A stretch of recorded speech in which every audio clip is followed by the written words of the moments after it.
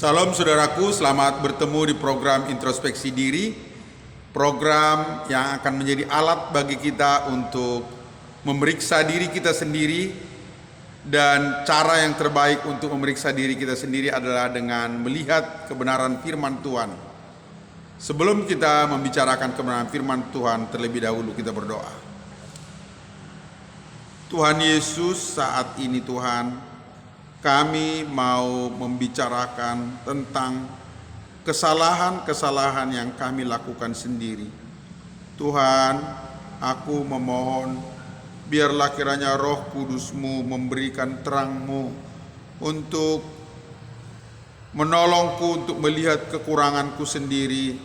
Dan sekiranya mungkin ya Tuhan, kebenaran firman-Mu ini boleh menjadi sarana yang boleh menjadi berkat bagi saudara-saudaraku yang mendengarnya, sehingga kami semua boleh mengintrospeksi diri dan akhirnya kami terus diperbaiki oleh Tuhan supaya kami boleh menjadi serupa dengan Tuhan Yesus.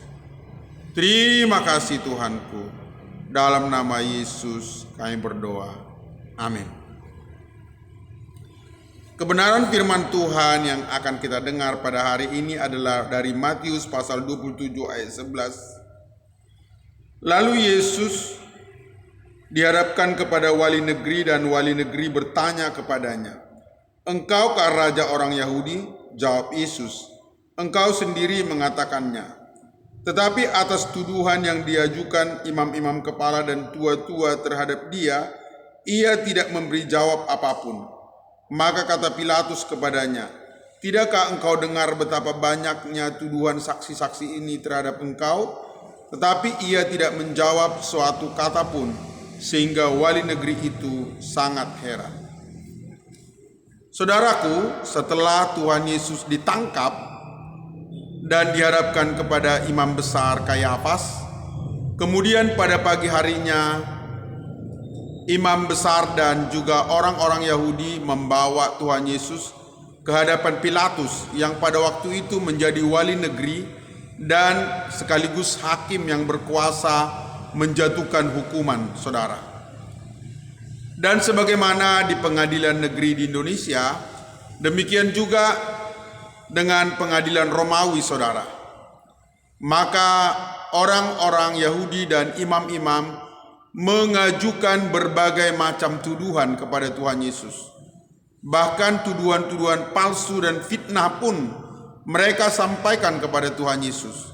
Dan sebagaimana di pengadilan Indonesia, maka bila seorang terdakwa dituduh oleh jaksa, maka terdakwa dapat membela diri maupun dengan menggunakan pengacara. Namun yang sungguh mengherankan bagi Pilatus yang pada waktu itu berkuasa untuk menjadi hakim, Tuhan Yesus tidak memberikan jawab apapun. Dia mengunci mulut, saudara. Ya.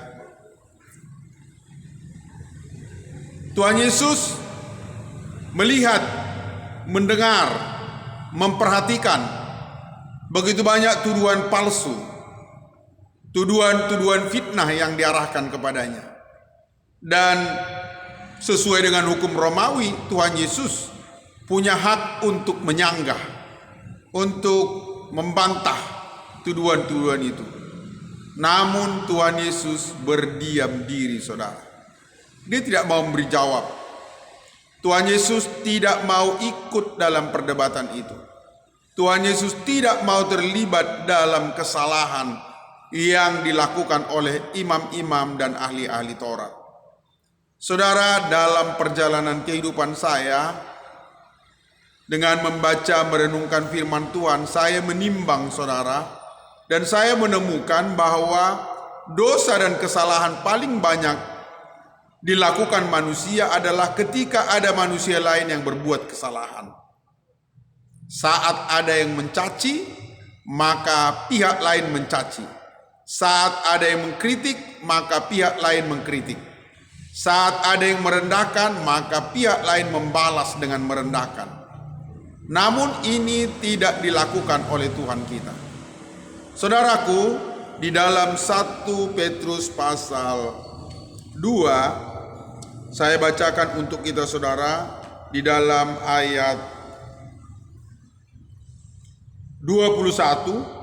Sebab untuk itulah kamu dipanggil, karena Kristus pun telah menderita untuk kamu dan telah meninggalkan teladan bagimu, supaya kamu mengikuti jejaknya. Ia tidak berbuat dosa dan tipu tidak ada dalam mulutnya. Ketika ia dicaci maki, ia tidak membalas dengan mencaci maki. Ketika ia menderita, ia tidak mengancam, tetapi ia menyerahkannya kepada Dia yang menghakimi dengan adil. Saudara, saat ada orang yang berbuat kejahatan kepada kita, bagaimanakah reaksi kita? Bagaimanakah sikap kita? Tuhan Yesus tadi dijelaskan bahwa Dia menyerahkannya kepada Dia yang menghakimi dengan adil.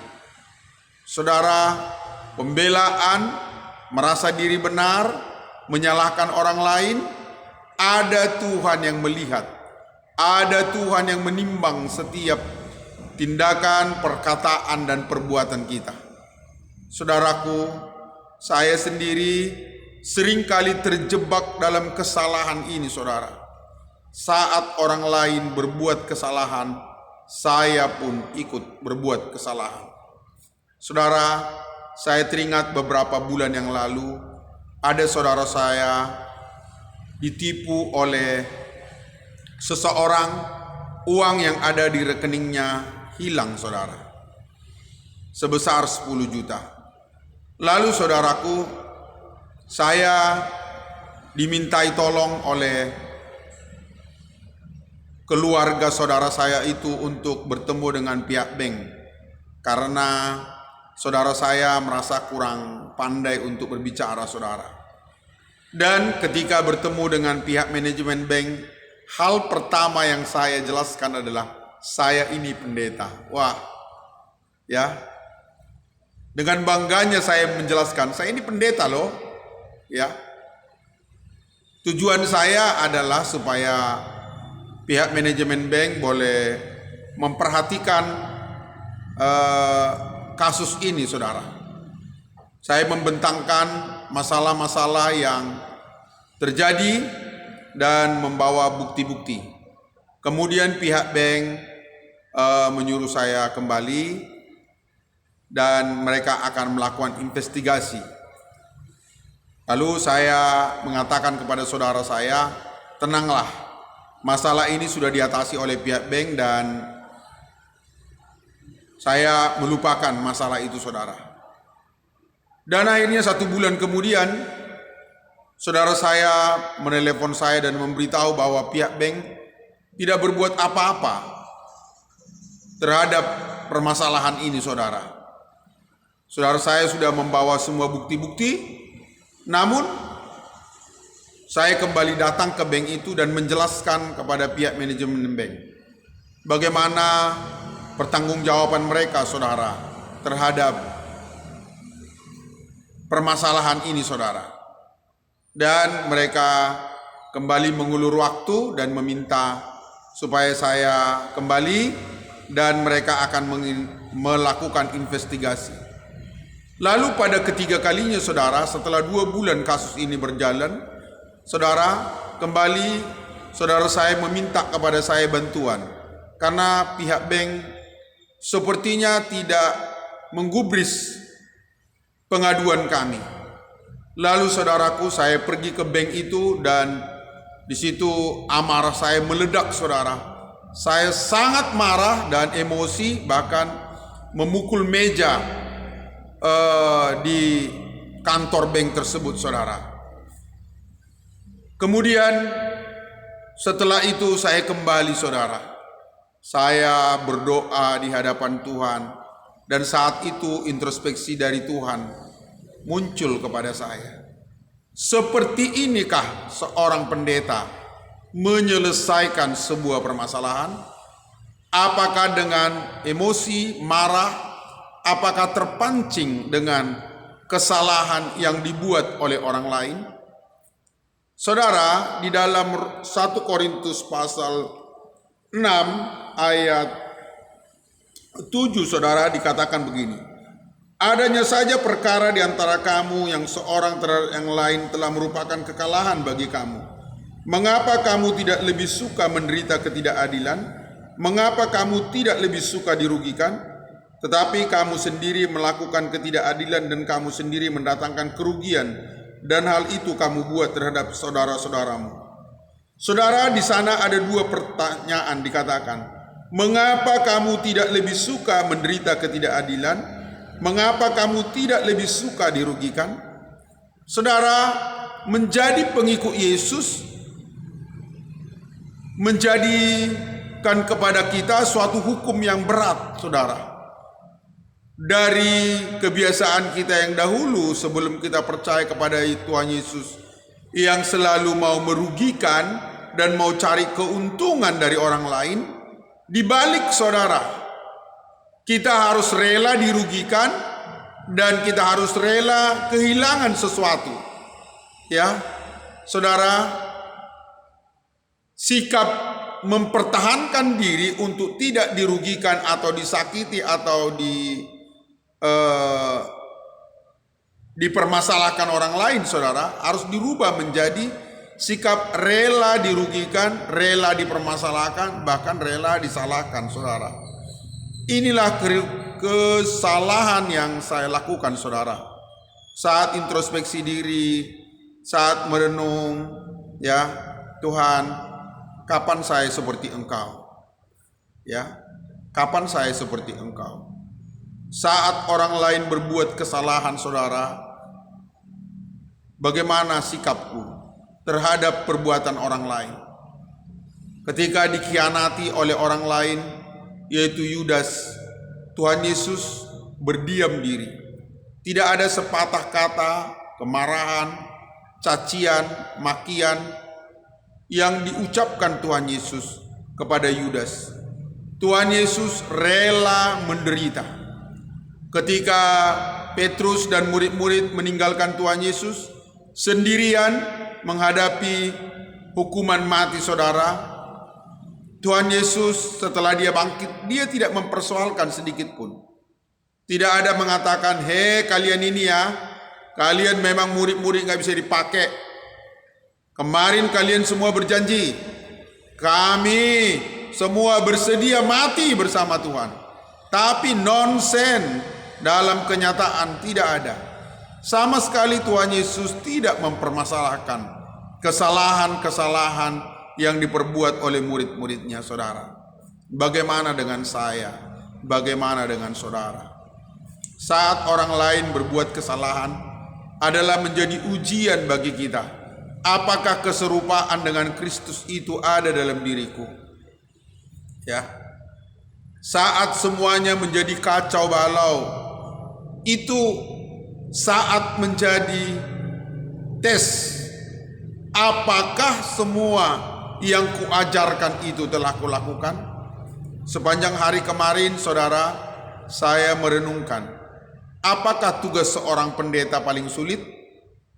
Dan saya menemukan jawabannya, yaitu mengerjakan semua yang dikhotbahkannya. Ya, saudara, jujur saudara, terlalu sering saya mengkhotbahkan hal-hal yang baik, tapi begitu sulit untuk mengerjakannya, saudara. Dari sinilah lahir sikap introspeksi diri. Betulkah?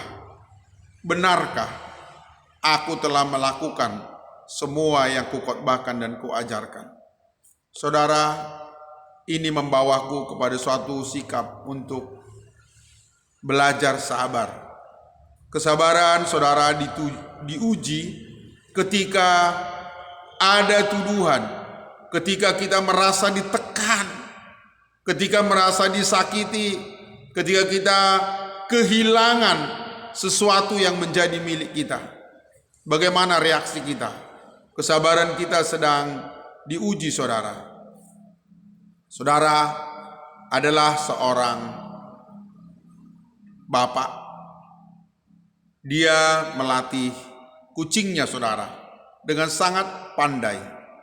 Kucing ini, saudara, pada suatu hari dipamerkan oleh bapak ini ke hadapan seorang tamunya. Kucing ini membawa nampan berisi minuman, saudara, dan dihidangkan kepada tamu itu. Betapa cermatnya kucing itu meletakkan nampan minuman dan menyuguhkan minuman kepada tamu itu, saudara. Bapak itu bangga. Lalu si tamu kembali dari tempat itu dan dia berpikir, benarkah kucing itu sehebat itu? Benarkah kucing itu sudah menjadi seperti manusia? Lalu minggu depannya, saudara, bapak itu datang dan dia membawa seekor tikus yang berumur 1 minggu, saudara. Dan seperti biasa, kucing itu datang membawa nampan berisi minuman, dan ketika berada di depan tamu itu, lalu tamu itu mengeluarkan tikus dari tasnya, saudara, dan saat itu juga kucing itu melemparkan nampan berisi minuman itu, saudara, dan pergi berlari mengejar kucing. Saudara, dari situ tamu itu berkata, ternyata kucing tetaplah kucing. Bagaimana dengan kita, saudara? Saat iblis mencoba mengetes kita, ya, dengan mengizinkan ada orang berbuat jahat kepada kita, bagaimana reaksi kita? Apakah kita sama dengan orang dunia? Mungkin kita sudah berkhotbah, mungkin kita sudah bernyanyi, mungkin sudah berdoa, sudah memberi nasihat, dan banyak lagi hal mulia yang kita lakukan. Tapi saat diuji, bagaimana? Apakah kita masih manusia duniawi, ataukah kita sudah seperti Tuhan Yesus yang rela menderita? Walaupun bagaimana dilakukan oleh orang-orang jahat kepadanya, dia tidak terpengaruh. Bagaimana dengan kita, saudara? Kita berdoa. Tuhan, banyaklah kesalahan yang kami lakukan. Saat kami melihat orang lain berbuat jahat, kami tergoda untuk berbuat jahat. Ya Tuhan, tolonglah kami, supaya kami benar-benar sadar konsekuensi daripada kehidupan kami sebagai pengikut Kristus. Tingkah laku, ucapan, pada saat kami melihat orang lain berbuat kejahatan di depan kami, itu menjadi ujian seberapa kami serupa dengan Kristus. Tolonglah kami, Bapa. Terima kasih Tuhanku Yesus. Tolonglah hamba-Mu. Dalam nama Yesus kami berdoa. Amin. Sampai ketemu, saudara, pada hari Senin di introspeksi diri awal pekan. Tuhan Yesus memberkati.